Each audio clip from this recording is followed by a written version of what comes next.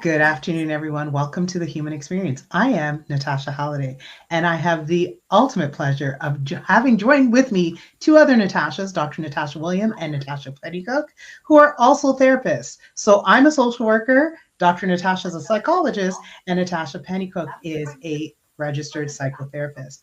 And we did this 3 times during the pandemic. We're going to dig into some great conversation again today, catch up from where we left off, and just have some really great engaging dialogue. So first, let me tell you who they are. I'm going to start with Natasha Pennycooke. Natasha Pennycooke is an award-winning psychotherapist, mindset shift coach, keynote speaker, workshop facilitator, corporate consultant, and CEO of Natasha Pennycooke Psychotherapy, otherwise known as NPP.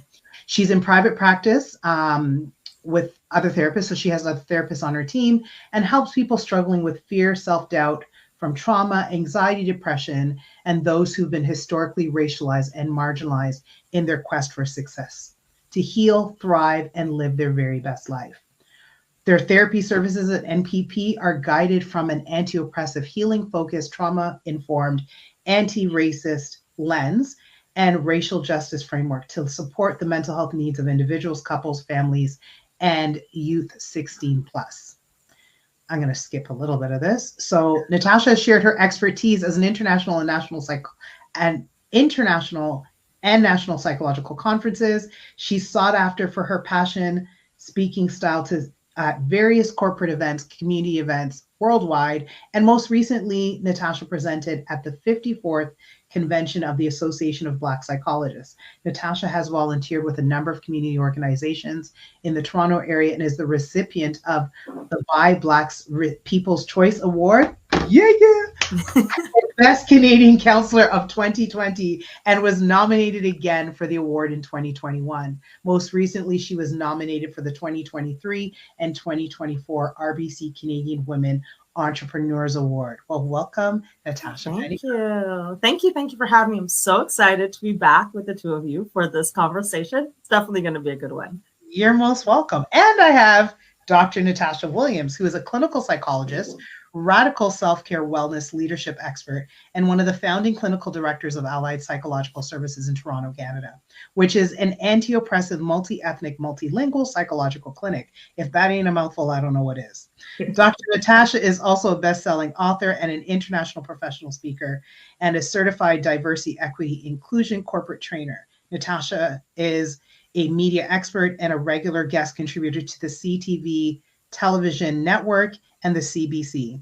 And she's been featured on several publications such as Chatelaine, Reader's Digest, The National Post, and the Huffington Post. And if I'm correct, you are going to be in Prague at a psychological conference in like a hot minute. Yes, I'm on the plane tomorrow.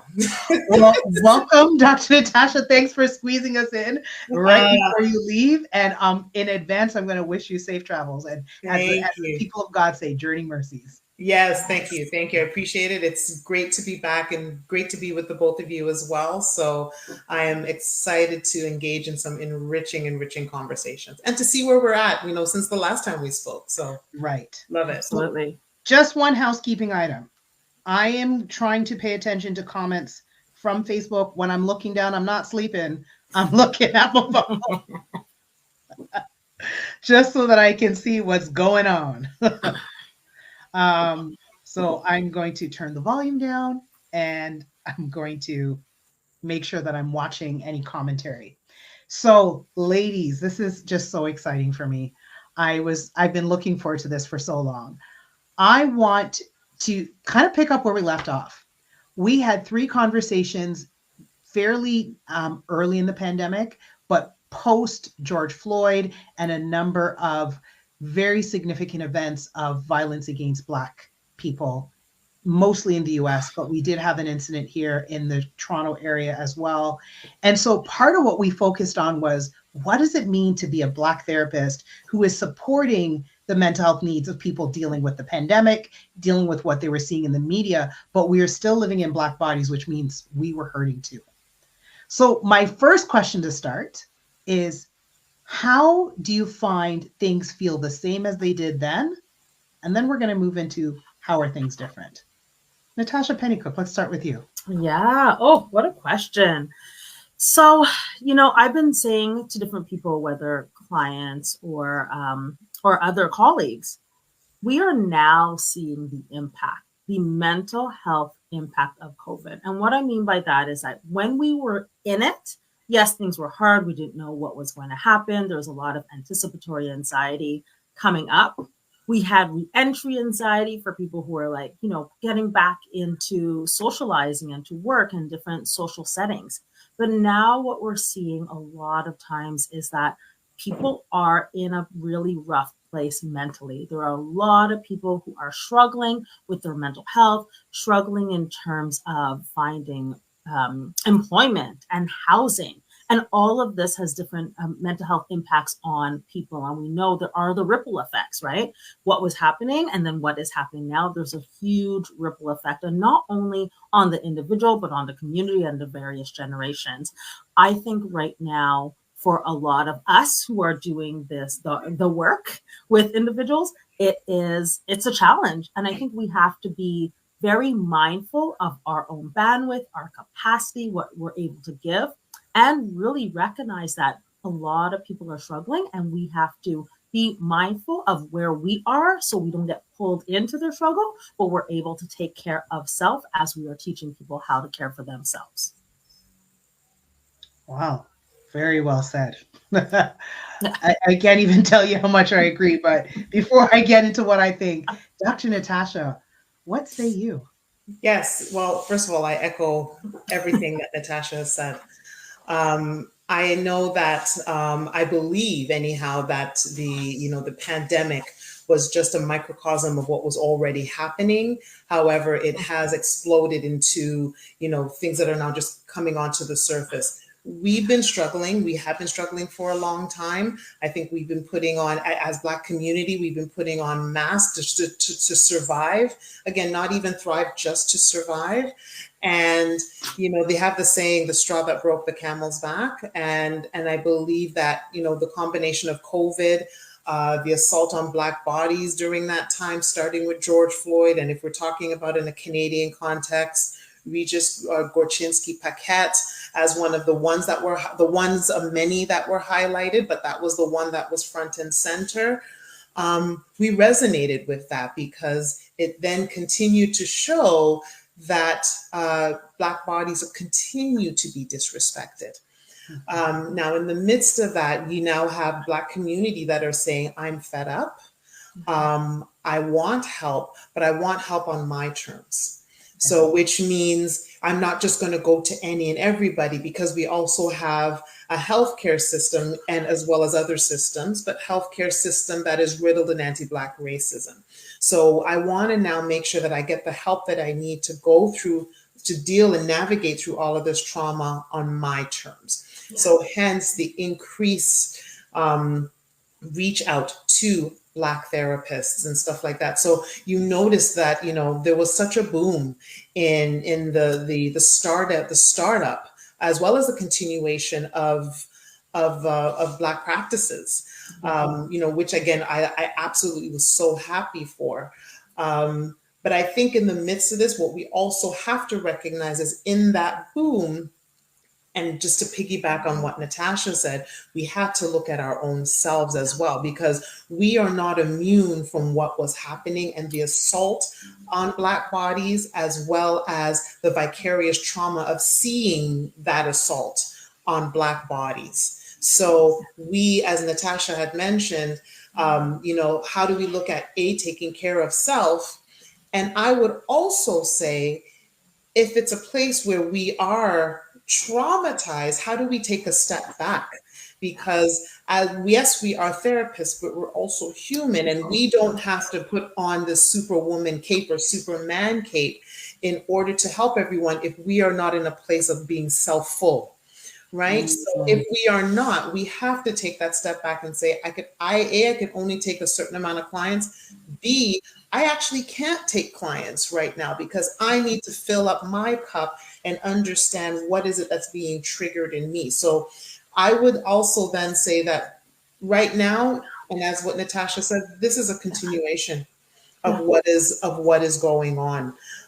2020, I think, sort of broke it wide open, and we're continuing to see that mental illness effect of what is happening. So yeah, again, I think there's so much in there, but I think at the same time, we still have to navigate a lot of what is going on from a personal and professional aspect.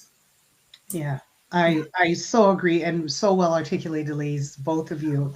I think it's been fascinating because I launched my private practice at the beginning of COVID because I didn't know COVID was happening.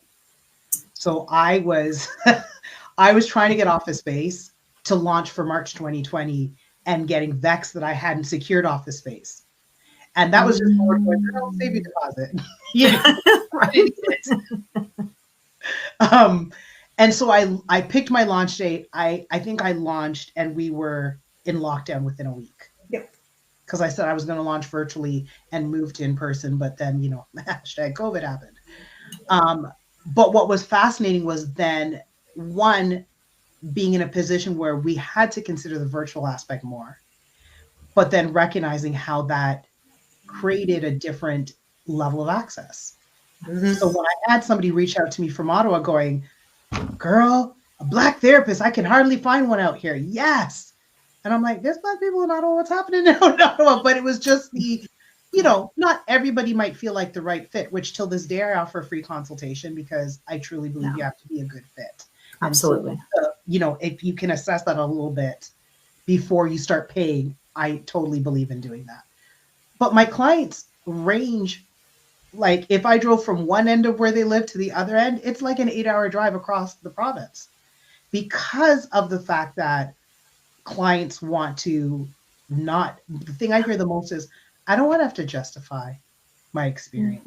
Mm-hmm. You already get certain things. I don't have to explain it. If their whole reason for seeking therapy is work-related stress is racialized, they don't want to spend time feeling that potentially might be minimized because the person listening doesn't get it. Mm-hmm. So that was something that was significant then, but remains the same, I find, in my practice now. Yes. The thing that I found, and again, I can't compare to pre-pandemic because I literally launched as a pandemic started, but was now I'm finding more people going, I've been thinking about therapy for years. And now I'm understanding I don't have to be a diagnosed 2 steps away from deep, long hospitalization to seek therapy. Mm-hmm. I can seek therapy because I realize I can't figure this out on my own. Mm-hmm. I can seek therapy because if I intervene now, I don't have to necessarily get to a point where I need to be diagnosed with something where medication might be recognized. So some people are trying to have interventions versus postventions to something that already happened, right? Or even trying to be preventative as they start to see things. And then usually what I find is the reason they say they're coming within like 3 sessions, like, oh, there's this too, there's this too, there's this too. The different layers. Yes, totally different layers. But I'm so grateful because I see it as a complete privilege to be able to step into a part of somebody's healing journey and offer them a safe space. Absolutely. Yes. Yes. And be a part of that, understanding that for many years, some people didn't feel that they had somewhere that they could be safe. Yes, very true. I agree with you. It's so interesting, as you're mentioning, talking about safe space, because again, going from a place where, especially if you were seeking it out before and you were unfortunately traumatized by the healthcare system, having the bravery, I'll call it, to reach out again and say, I'm going to try this again. And I want somebody who looks like me, because that for me is the first point of safety. I usually tell people it's not a guarantee. So I appreciated what you said, Natasha, in terms of, providing a consultation, right? Because not everyone is going to be a fit. And I know there's a saying, not all kinfolk are kinfolk. Right? Right. So you and I may look the same, but we may have some very, very different Black journeys. And one person's Black journey might be traumatizing to the next, right? Or there might not even be an acknowledgement of the Black journey, right? So I'm initially feeling this element of safety and then getting traumatized again because, you know, I always have these terminologies, wolf in sheep's clothing. So you think it was safe until either the person opens up their mouth or whatever the case may be, and notice that, you know, the colonizer just comes out of them. Right. Yes. I call it the oppressed oppressor. Right? Yes. Yes. It's recognizing that there are some individuals who have been oppressed, but then what they do is continue to oppress other people, being an oppressed oppressor. So we do have to be so mindful of the privilege that we get to be able to hold space and have psychological safety and emotional safety for the individuals that come to us, but also recognizing that they're not able to find that everywhere, right? So many people, as you mentioned, Natasha Williams, that, you know, people are reaching out. The most people who reach out within our practice are either individuals who have never had therapy before. There's been a lot of stigma around therapy, or they have gone to therapy before and it was not a good fit. They're looking for a fit. They're saying, you know, it did not work out. I spent the whole session trying to explain what it means to go out the door and recognize that I have to suppress the anger until I'm in a safe space, right? There's a lot of clinicians who are like, okay, no, but don't suppress the anger, but let's look at the environmental context and the safety context by which someone feels that they have to do that. And wanting to come to therapy and not replicating that, but being able to bring their full self in, not only pieces and parts and parcels of themselves, but all of the self, right? All of the self. I say the exact same thing. If you have to leave part of yourself out the therapeutic door, then healing can't ensue. If I don't feel safe enough to say I'm Black, I'm a woman, I'm a Christian, I'm a whomever, if I can't bring all of that in, I can't heal. Right. So, and part of that is that, you know, there's this trepidation at some times where it's like, you know what, I've been looking for help for quite some time. This is the person that's going to give it to me. Whatever I can take, I can take. And I'm so glad that we're in a space to say, no, I need you to bring your full self, because we're talking about healing. I don't want you to leave any parts of you out the door. And I think that piece is so important. I say that all the time. So important. Oh my gosh.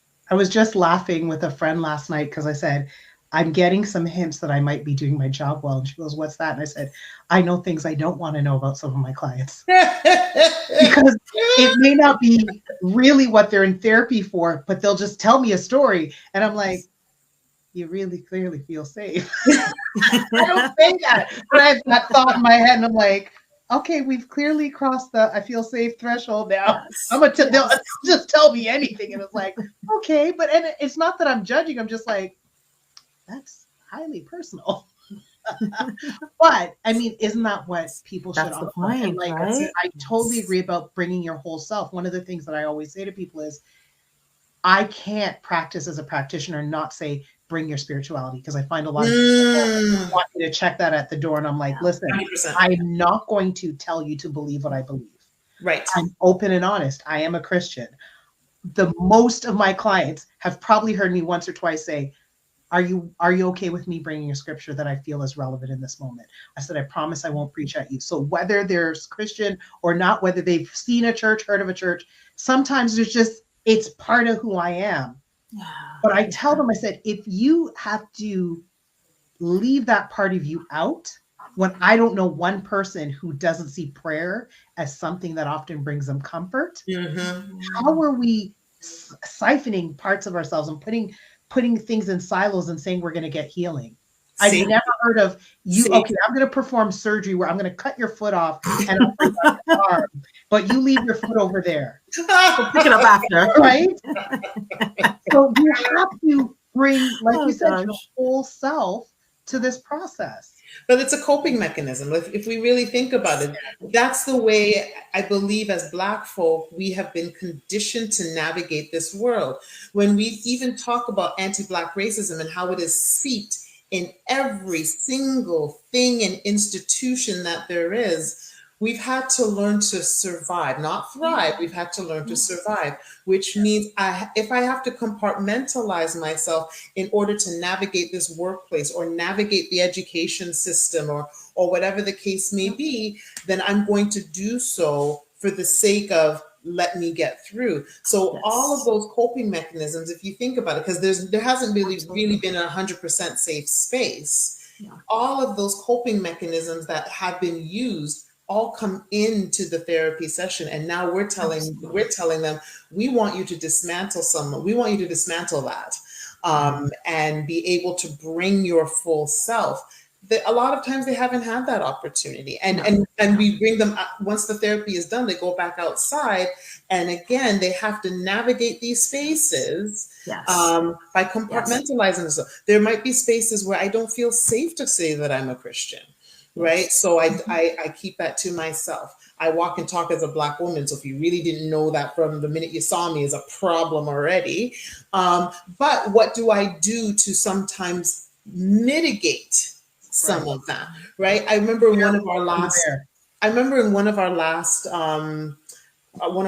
podcasts, we were talking about the whole notion of how to dress when we have to go to the mall. I remember, I think Natasha Holiday, it was something that that you were mentioning. We were talking about, going to certain malls and sort of feeling like I can't just pull on a pair of sweats and a t-shirt, because I feel that, walking in that particular mall as a Black woman, I'm going to automatically be judged. So I have to think twice about how I dress to go to that mall to hopefully be taken seriously. Right. These are the kinds of things that we have to compartmentalize. I need to reduce my Blackness, quote unquote. I mean, it's the best way that I can describe it. Yes. In order to feel comfortable enough to navigate that space. So I use that as an example because that's just sort of the overall what we have to do in order in our minds to survive. And then we come into therapy and we're like, wait a minute.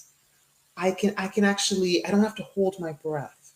Yes. I can actually let go. And I'm in a space where I can fully heal, and I'm not going to be judged or criticized by all the parts of me. We may not, have the same religion or whatever, not have the exact same upbringing, but I have the space in which I'm not judged and I feel free to share that. And I can as a psychologist or a therapist be a conduit for healing. And that's what I usually say, that's what we are. We are conduits, for healing. Yeah.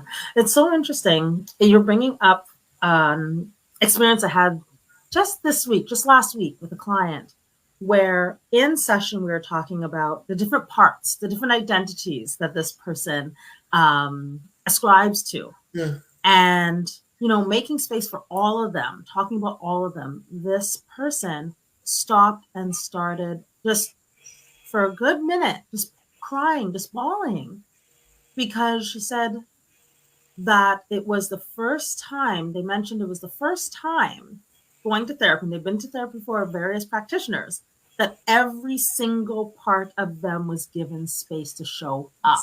Unreal. Right? It is unreal. And that's it. And then that became the conversation. What does each piece need? What does each piece need to be supported? How does each piece need to show up? Why does each piece not have the space out there? Right? And people are not recognizing, yes, the going to the mall or other spaces. We are constantly thinking about, where can I be? What is safe for me? And people don't recognize how harmful that is from a mental health perspective, right? The constantly having to police these pieces while looking for safety for these pieces. It's a lot. And I think what has happened with the pandemic, as Natasha Williams mentioned, right? The pandemic, what was happening was already there, but the pandemic gave it a space to be seen.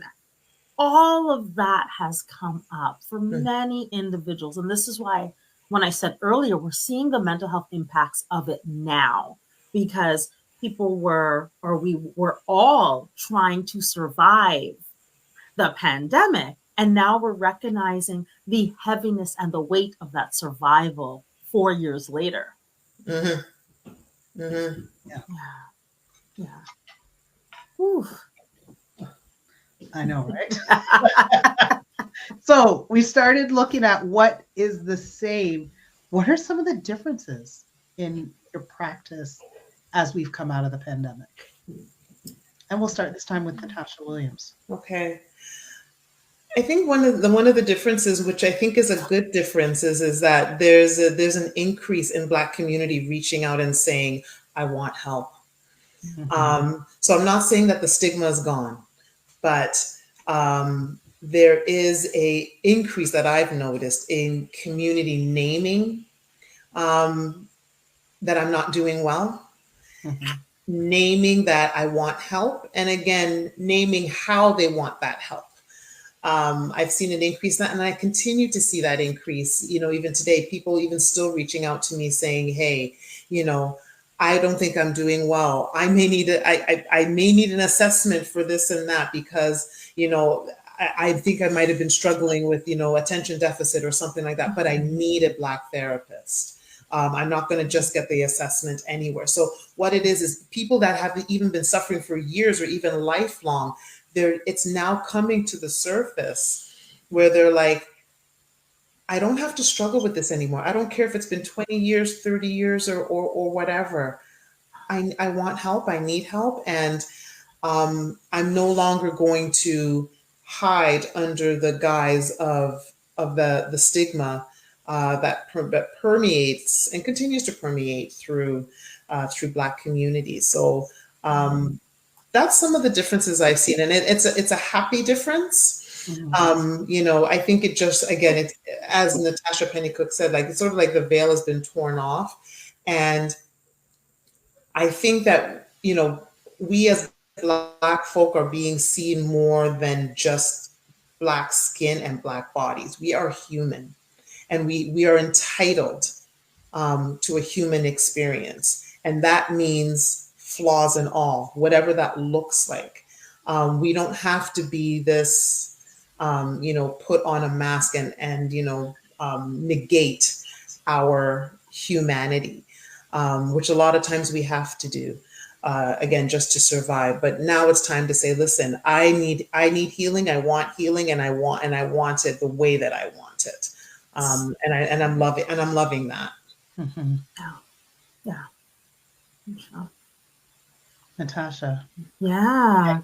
What do you see as the differences?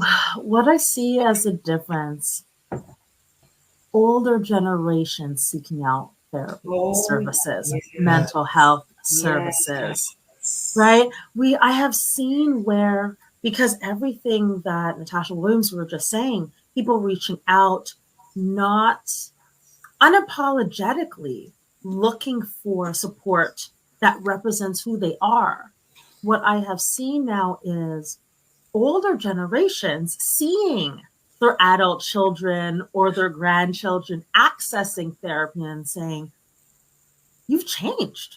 What's going on?" They're like, "Yeah, I go to therapy now." Yeah. So we have older generations who are curious enough to reach out, to ask for a consultation, to see if some of the things that they're seeing from their children and children's children, if some of that can be applied to self. And I think it's a wonderful thing. I know we all do speak of generational, intragenerational traumas, right? So being able to see older generations wanting to take that step, wanting to take that leap, where they've seen their children and children's children give themselves permission, they are now jumping on that. I now also have the permission for these things that have happened to myself and to my parents and my grandparents, right? So if you start thinking that the younger generations are creating access to therapy, now they're creating a way for their parents' generation to also say, "Hey, these things that I've been doing for eons doesn't have to stay like that. It doesn't have to be so. It could be different." And taking upon themselves to come into therapy. So that's one of the big shifts that I've been seeing, and I love it. I love it. That is awesome. I hadn't, you know, it's funny because albeit I have gotten clients that are older, I hadn't really made that connection. Yeah. But Yeah. you're right. I think Yeah. there's definitely an element of Yes. older and just opening up in terms of the people who wouldn't have considered it before. Right. Right. It's becoming an option, which is fantastic Yes. because Yes. what I hope people get, like I had one client sign up and they said to me, my cousin was like, when I was thinking about doing therapy, this client of mine had told me their cousin said, you know, you can just have a therapist because you need somebody to talk to. Yeah. You don't have to have a targeted issue that you want to deal with. Yes. And so that's one of the shifts that I'm seeing now too, is the clients who maintain therapy longer because it's like there's a bit of a sounding board element. I think it's that complete safe space. Yes. And so the reasons behind why they pursue or maintain therapy, I've seen some shifting in that too. Yeah. Which is fantastic because Yeah. it's so needed. Yes. We can't work out everything on our own in life. Right, right, right. Mm. And, And you if, don't and you, sorry, I was going to just say, if we're going to, as a community, break, generational curses, we have to have that ability to say, okay, yes, it starts with me, and that healing can go backwards, right? Mhm. We can, so having older generation being able to, to say, hey, if my child or my grandchild is doing that, maybe I can do it too. It's never too late. That's where we really start to look at that transgenerational trauma and how we were able to dismantle that from a multi-level perspective.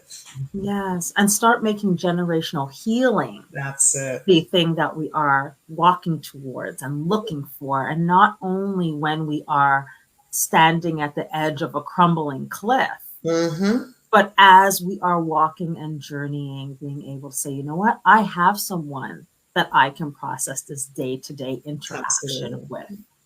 It's a proactive versus reactive kind of Yes, thing, right? absolutely.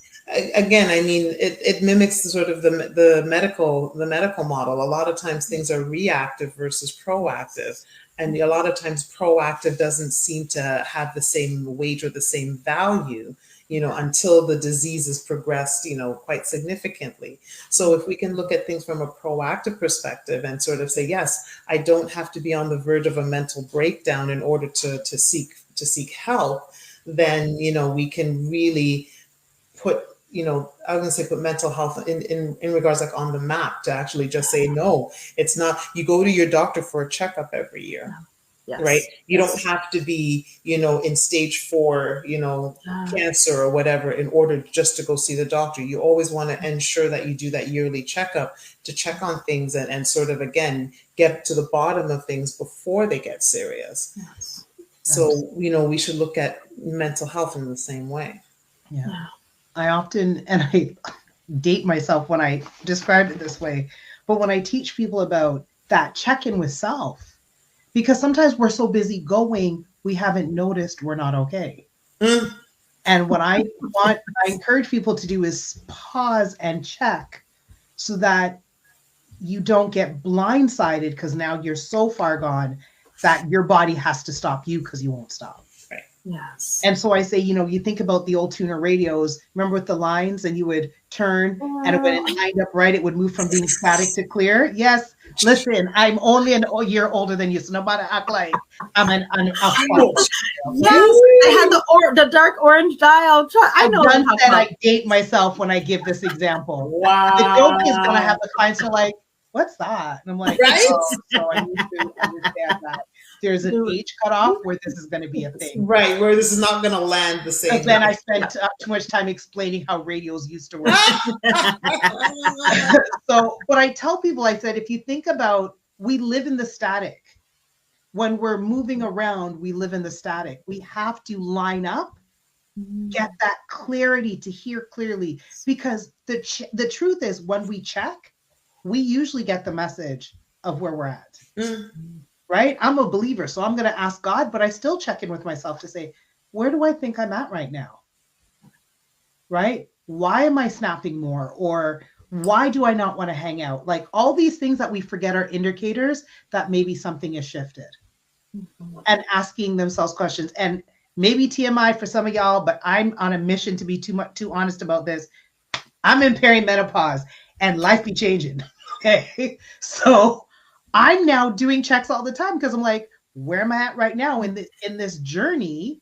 Yeah. Because I want to be aware. I still want to tap into the core of who I am, but I also need to see how it's affecting me, how it's changing. And I feel like I'm having a better experience because I'm still checking back versus just riding the wave of wherever it's taking me and it driving versus me driving and recognizing there might be some bumps in the road that I didn't experience before. Yeah. Yeah. Right. But Actually, I think it's so important to check in with yourself. Go ahead, Tap. Yeah, yeah. No, I was going to piggyback on that's actually a difference also that I've seen. The individuals who started actively doing therapy during the pandemic and they've stuck with it, Mm. they handle things that are harder way better. Yes. Right? Because Right. exactly, they have a space to do those check-ins, to understand what's happening, what's going on, that something big can still happen, but the tools and the skills are all in place to navigate it. Yeah. Mm-hmm. Mm-hmm. I had a client just this week. We're getting close to about a year working together. And the client said to me, they're like, I had a tingling in my body and I realized it was a stress response because I was overwhelmed. And I was just like, come on now. This is like, what we live for as therapists. Like, yes, yes. Now you're coming to me without me going, okay, so how was that for you? And drawing it out. Now it's like, I'm noticing that there's a difference. I'm asking myself why there's a difference. And I'm starting the navigation process. So I have one client, I laugh because I'm like, okay, so tell me how you're just updating me on how you're on your own therapist, but you just want me to listen. Like, because And validate it. And tell them I realized this, so I started doing this, and I realized this, so I started doing this. And I just go, I'll just take notes and put it in the system because Right. you're doing all the work.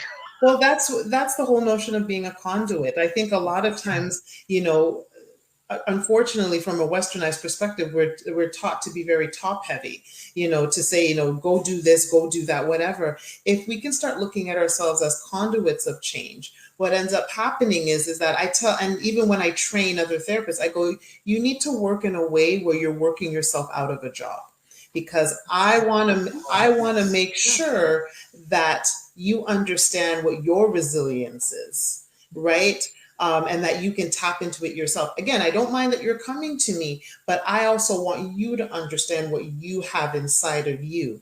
And if I can, again, be that mirror, that conduit to sort of, relay that process and mirror that back to you, then I know that my job is being done. And if I, if another, as what Natasha Pennycooke was saying, they now have the tools now to navigate, those stressful situations a lot better, because now there's an internalized mechanism that they understand that they have, right? And which was always there. I was training some social workers and psychologists, and then I was telling them, I go, there's never a client that comes to my office that I don't look at what their strengths are. They're never. I go, sometimes it may be a little more difficult to find because a lot of times they don't see it themselves. But even coming to my office and sitting in front of me is a strength in and of itself. It took courage for you to say, I'm going to try this and I'm going to trust this person enough, not maybe 100%, but enough.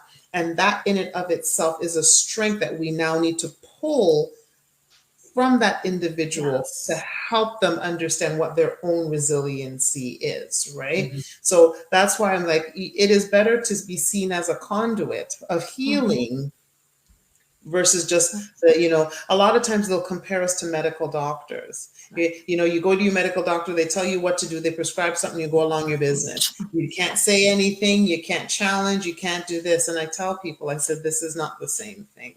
I go, you need to ensure that you have agency in your own healing. Yes. Right? So that's so important. So important. Yeah. This is why I was so excited to have this conversation. I was like, this is so good. Our regulatory bodies aren't offering us good stuff like this. And this is so great because Dr. Natasha is a self-care specialist. And I want to talk next about self-care for the carer. Yes. So I want to get into that. I'm going to give you a warning because I'm still learning the nuances of StreamYard. I want to try the spotlight feature. So if you notice you're the bigger on the screen, I'm just playing with some of the things. You know what? I'll just be straight. I'm still learning. Let's keep talking. But if you notice some changes, it's just me trying to get used to using some of these different aspects of it. Gotcha. All right. So Natasha Pennycooke. Yeah. Talk to us about your thoughts and your own practices about self-care as you are a carer. Ooh, love this. Love this, because I had to learn and relearn what I needed at various stages over the last number of years. So, of course, we've spoken about how hard the last number of years have been. We know everyone has gone through their own specific journeys over the last number of years. I could say for myself, the last 2 years in particular have been really hard and really heavy. Had a number of deaths in my family where it was a lot, and it was heavy, and the grief was grieving. Listen, life was lifing and grief was grieving. So I had to figure out where I was, what I needed, and do the prevention as well as the cure, right? The prevention for what was coming up, but also the cure for what had happened at the same time. So the way I take care of myself now, it is totally different from the last time that we had spoke. I think one of the clips that I recently put up was, I'm going outside, I'm sitting in the grass, I'm enjoying. I still do those things. Now the gardening is still there, but what I do now is I leave. I take a weekend or a night, 24 hours. I call them my 24-hour vacations, and I am out of the house. My husband, son, they're doing what they have to do, and I am gone. Good. And I'm just taking care of myself. I'm not talking to anyone. I'm not caring for anyone. I am totally in my own little world and bubble, because what I was recognizing is that, and you all probably recognize this too. As healers, we're always caring a lot. Natasha Halliday, you mentioned like clients are telling you things that are very TMI, right? But we're holding on to everyone's big and heavy stuff while we're making sense of it for them, while we're trying to teach them and everything. And then as a mother and a spouse, I'm also caring for a lot in the household. But what I recognize is that my self-care needed to increase while everything else was happening. So I do my 24-hour vacations almost monthly now. Good for you. Because I have to make sure. I say this, my mental health is my moneymaker. So if I'm not taking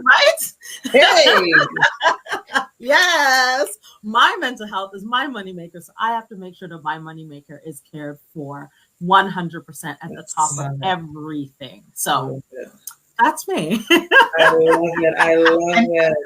Natasha, what I think is so great about what you said my self-care had to increase. Yes, it did. And what I appreciate about that was there was I had to figure out where to fit it in. It was, this is necessary, so this is what I'm going to do. Because how many times have you talked to the mother, the wife, the CEO, the entrepreneur, where they recognize they need more self-care, but they feel they can fit it in? Yes. I was on a talk show this morning, and I said my closing line was something I posted on Facebook years ago. Take a break before you break. Choose the break so that the break don't choose you. Yes. Right. Yes. So I so love what you said about that. And funny enough, Dr. Natasha and we did a working vacay. Yes, we did. And I went ahead of her, and so by the time she came, I was like, Natasha, something shifted, and it was being out of my house. And I love my home. Yes. People come in here and they're like, it's so peaceful in here. And I'm like, yes, I try to have an atmosphere that brings somebody peace, but I can finish work. And then I'm like, oh, I think there's a dish in the sink. Yeah. Did I Laundry. I've got laundry to do. And then even when none of that needs to be done, when am I going to get enough money to renovate this in the kitchen? And I'd really like to paint the walls. Like there's not the same level of downtime. I've always said I don't like cooking. I don't mind cooking. I'm not a passionate about cooking person. I love baking. But when I was away that week, the first thing I cooked, I was like disappointed that I hadn't made something more elaborate. And I realized with all that free space in my mind, that not of all the tasks that I had at home that weren't it occupying my time, I had more energy I wanted to contribute to that cooking process, because now cooking wasn't a chore. It felt like something I was getting to do, and I it could explore in doing it. So it was that was a big game changer for me, realizing that same thing. Mm. Wow. Dr. Yeah. Natasha, self-care, radical self-care specialist, Right, right. teaching women that what it means, the whole debunking the superhero myth, the Yes, superwoman myth. 100%. Talk to us as about self-care for the carer. Yes. It's such an amazing topic because I tell people that self-care doesn't start with the behaviors, Hmm. right? I think that's a piece that a lot of people haven't figured out yet, Yes. right? Because, Like, what did you just say, Natasha Holiday? You were saying something to the effect of, before you don't do self-care right when you are broken, that kind of yeah, Yes. thing. Yeah. That's why I said the behaviors are not self-care. That's not the starting point, Self-care. right? That's the continuation. Exactly. Yeah. Self-care starts here. ooh, If I do not feel worthy enough for self-care, then the behavior is mute, because I'm only going through the motions to go back into the same environment and just get stressed out again. So for me, self-care and self-worth go hand in hand.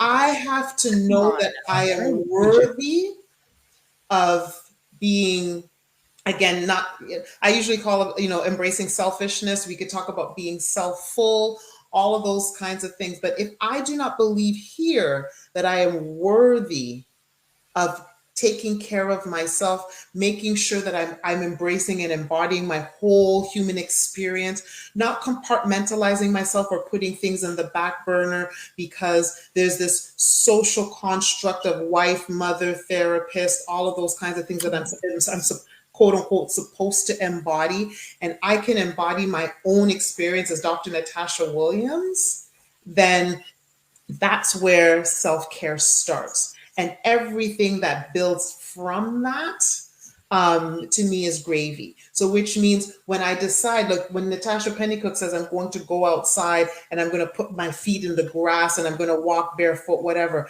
there was a shift, there was a mind shift already that said that I am worthy to feel that experience, to Yes. actually go and do that behavior and Come feel on. good and energized about it. So Yeah. Absolutely. it's the same thing with the 24, like when the mindset changes, the Mhm. behaviors will change as well. And it's done in such a place of power and Yes. unapologetically. So, to get to that space, and for a lot of women, it is difficult because, Mhm. again, there is this societal dialogue of, if you don't do certain things, if you're basically not broken in doing the million and one things, wife, mother, this and this and that, if you're not broken, you're not a fulsome woman, or you're not a woman, right? Or your womanhood is questioned because Question. you can't balance all of those things.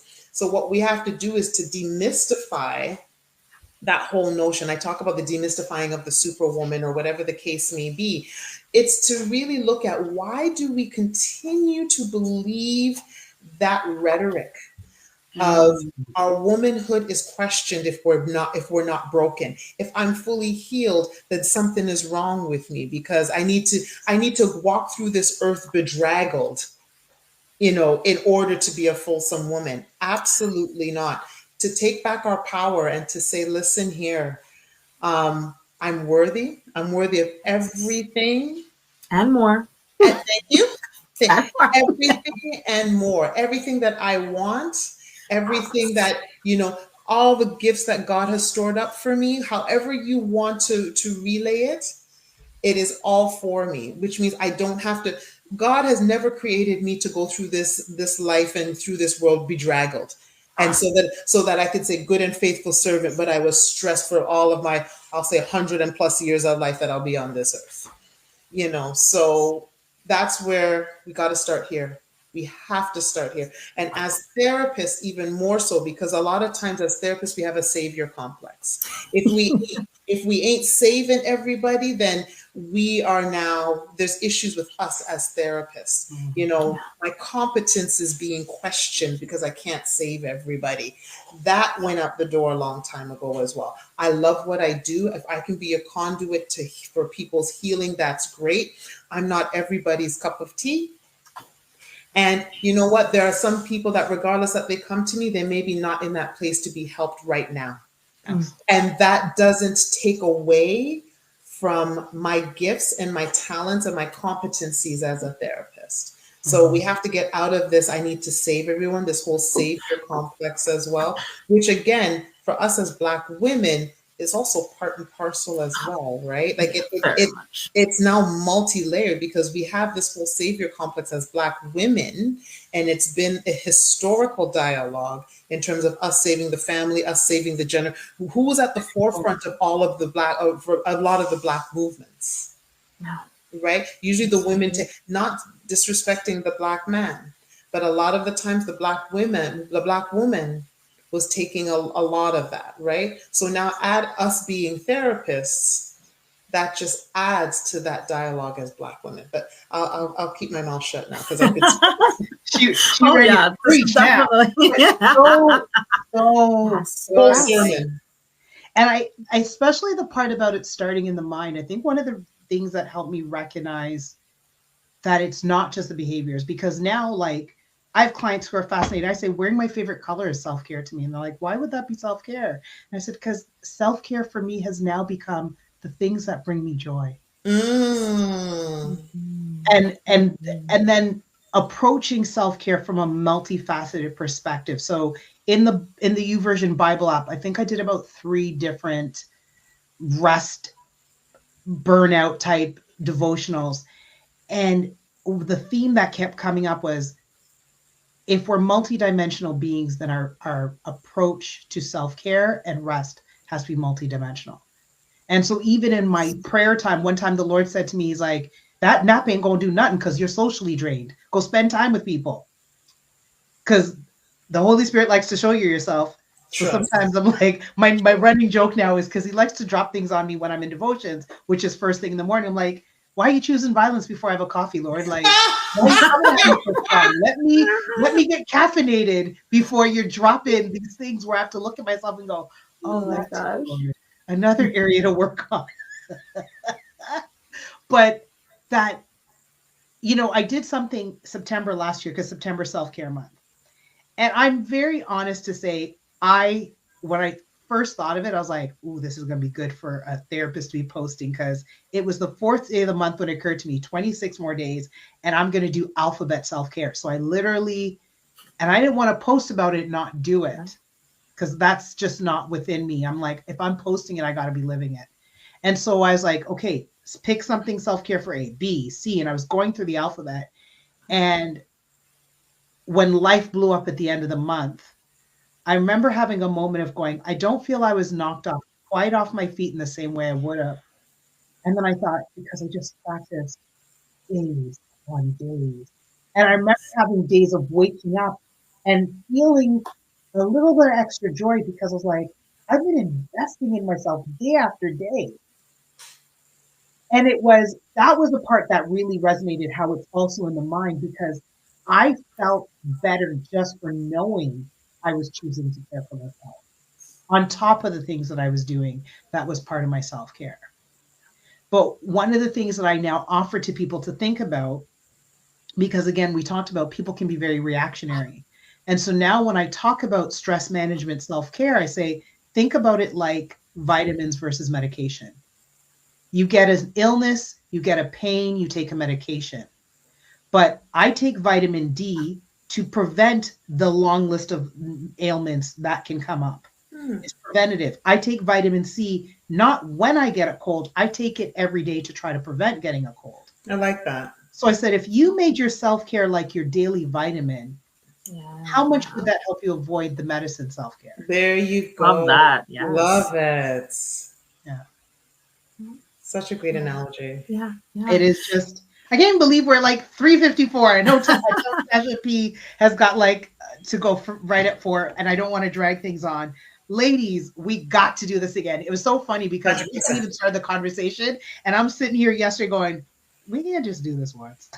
Like the conversation hadn't even started, and I knew we wouldn't have had enough time. And I'm so glad we got to do this again. Absolutely. Before we wrap up, Natasha Pennycooke and then Dr. Natasha. Tell people where they can find you. For anybody who watches now or later who's like, who is that? I don't know about them. I got to follow them. They sound amazing. I might want therapy from them. I might want coaching, consulting, training. The list goes on and on because we're here talking as therapists, but we're all therapists, speakers, trainers, like we do it all. Right. Right. But tell people how they can find you. Give website and your handles, please. Natasha Pennycooke. Yes. So, Natasha Pennycooke, you're looking for psychotherapy, go to www.natashapennycooke.com. I also do mindset coaching. As we were talking about today, we struggle with our mindset. So, I do mindset coaching. Go to theacceleratedleader.com. If you're looking for me anywhere on social media, Natasha Pennycooke. You will put that in Natasha with a C. Remember the C. So Natacha, Pennycooke. And you will find me on Instagram, on LinkedIn, and on Facebook. Awesome. Thank you. Dr. Natasha, where can people find you? Okay, so if you are looking for clinical services, assessment, psychotherapy, and the sort, you're going to go to www.alliedpsych.ca. That is our clinic. There's a couple of other therapists there and a couple of other directors. I also do a multitude of other things in terms of keynote speaking and consulting, facilitation, and then those kinds of things. You're going to go to www.drnatashawilliams.com. And in terms of social media handles, I am on Facebook, I'm on Instagram. I do have a Twitter account. I do have YouTube as well. And all of that will be at Dr. Natasha Williams. Wonderful. Thank you. Ladies. So good. So good. So good. So good. So good. Y'all, thank you so much for joining. I saw a few people peter on. I know more people will probably watch afterwards. I actually learned something because I had moments of devaluing doing this when I was doing it before. And I showed up to work when I was working at Lake Ridge one day. And somebody said to me when I'd stopped doing, they're like, where's your lives? And I'm like, what are you talking about? You've never been on my live. And I'm like, he's like, I'm never on when you are live. He says, I've watched every single one. And I was just like, hashtag humbled, hashtag grateful, right?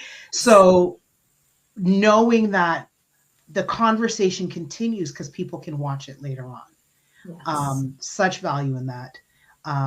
So grateful that we did this, ladies. We are definitely going to do this again.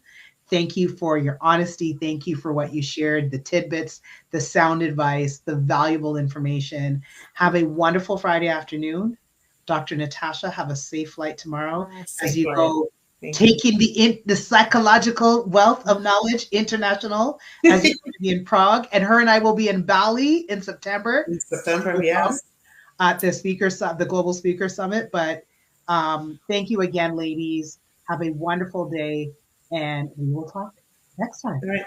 Take care, everybody. Bye. Bye.